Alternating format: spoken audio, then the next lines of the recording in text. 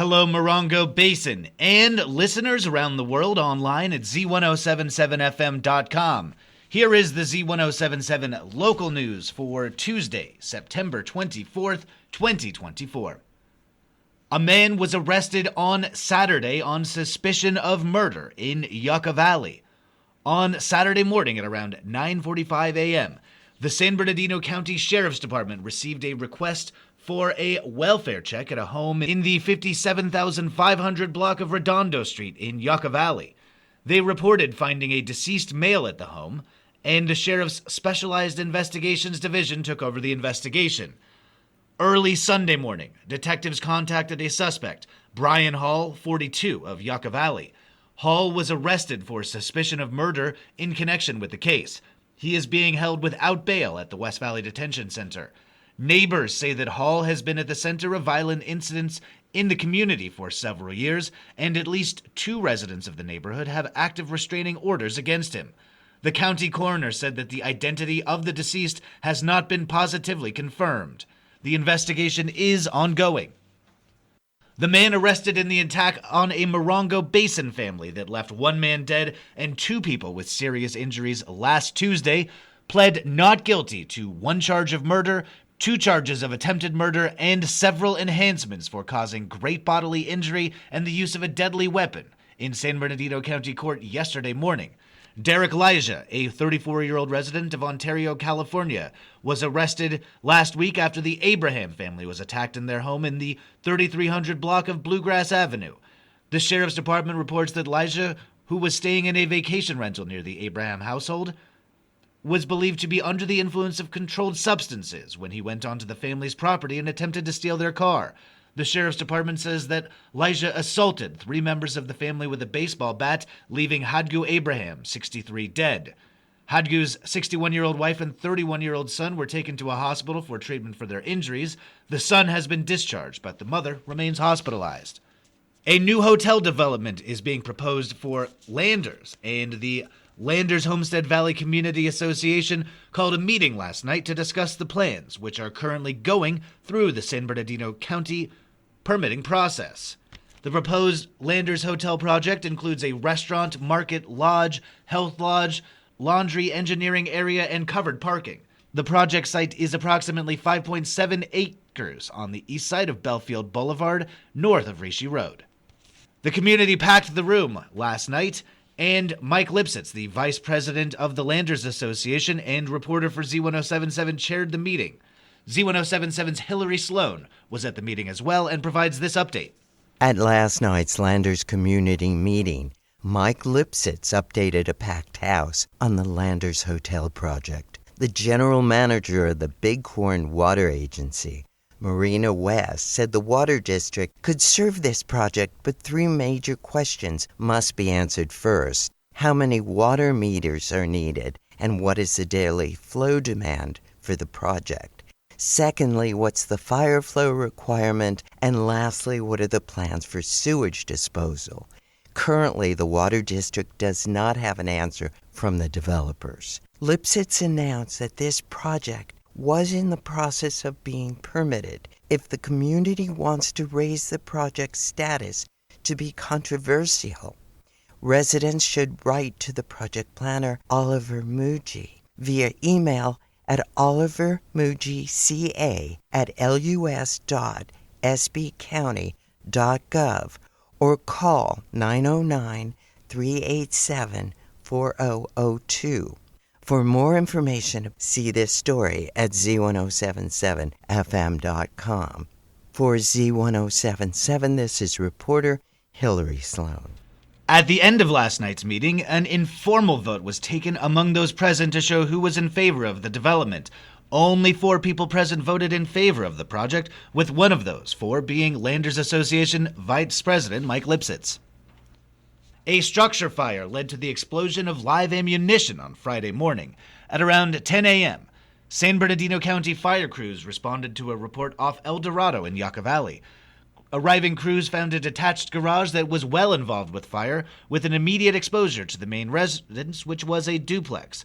Crews also had live ammunition that was popping from the exposure of fire. Both residences were evacuated and the fire was quickly knocked down with only minor heat damage to the complex. No injuries were reported, and the cause of the fire remains under investigation. Tonight, the 29 Palms City Council will gather for a public hearing on the possible reauthorization of the Tourism Business Improvement District's budget. Reporter Heather Clisby has more. There will be a presentation from the Morongo Unified School District on Measure C, a bond aimed at upgrading school facilities, followed by an update from Parks and Recreation on the Million Coaches Challenge grant that was bestowed last year. Recreation Division Manager Carrie Minitree will give an update on the 88th Annual Pioneer Days coming up in October. The meeting includes a public hearing on the reauthorization of the Tourism Business Improvement District's 2024-2025 marketing plan and budget. On September 10th, the Council voted unanimously to approve both, and this would officially enable the TBID to continue. The meeting takes place on Tuesday, September 24th at 6 p.m. at City Hall, 6136 Adobe Road. It can be live streamed or viewed on demand via the city's website, 29palms.org. Reporting for Z107.7, I'm Heather Clisby.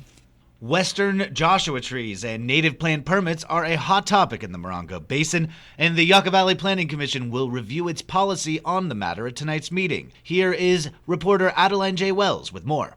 The Yucca Valley Planning Commission will begin its meeting with a public hearing regarding swap meets and temporary special events. The Commission discussed the topic at their meeting on August 27th, when the appropriate distance for farmers markets from the highway garnered debate. Town staff will present additional research on the matter and recommend that the Commission move the ordinance forward to the Town Council. The Commission will then review the revised landscape plan and irrigation review for Nice Stream ices, after which they will consider a special use permit application for a small commercial recycling facility at the Stater Brothers East property. Lastly, the Planning Commission will discuss the Western Joshua Tree and native plant permit policy. Since 2022, all ground disturbing projects have required a native plant permit application and a desert native plant specialist report. The Commission revised this policy at a meeting in June, allowing the latter report to be waived should applicants document there are no Western Joshua trees within 75 feet of the disturbance. Phase 1 of the town's sewer connective project prompted the town to allow permits to disturb the ground within 10 feet of a Western Joshua tree. Phase 2 of the sewer connection project is scheduled to begin in February 2025. Town staff recommends the Commission review policy to determine whether or not to adjust the 75-foot distance requirement. Tonight's meeting is open to the public and begins at 6 p.m. at the Yucca Valley Community Center. Reporting for Z107.7, this is Adeline J. Wells.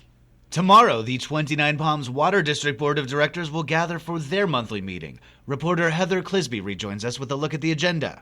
The agenda includes a proposal review for Springbrook service orders and Nobel GeoViewers customer service work orders module integration. There will be a discussion about extending engineering service for a redundant reservoir and booster station at a treatment plant with Engineering Solutions Group. The TBID will also address the matter of retiree benefits and sick time. The remainder of the public meeting will consist of management reports on maintenance, water quality, and finance. The meeting begins at 4 p.m. on Wednesday, September 24th at 72401 Hatch Road in 29 Palms and may be viewed on the district's website at 29palmswater.net.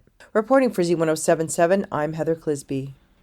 The Joshua Tree National Park Association is holding their annual Bighorn Benefit Dinner this Saturday from 5 p.m. to 8 p.m. at the historic Campbell House Inn in 29 Palms. Expect live music, guest speakers from the National Park Service, dinner and drinks, plus a live and silent auction with funds raised helping to support surveys and conservation efforts protecting critical bighorn sheep habitats within the national park.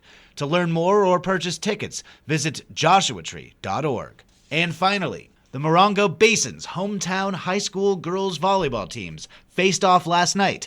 The Yucca Valley High School Trojans traveled all the way to 29 Palms High School for junior varsity and varsity games. In junior varsity action, the Lady Cats bested the Trojans in 3 with a final score of 25-16, 18-25, and 15-10.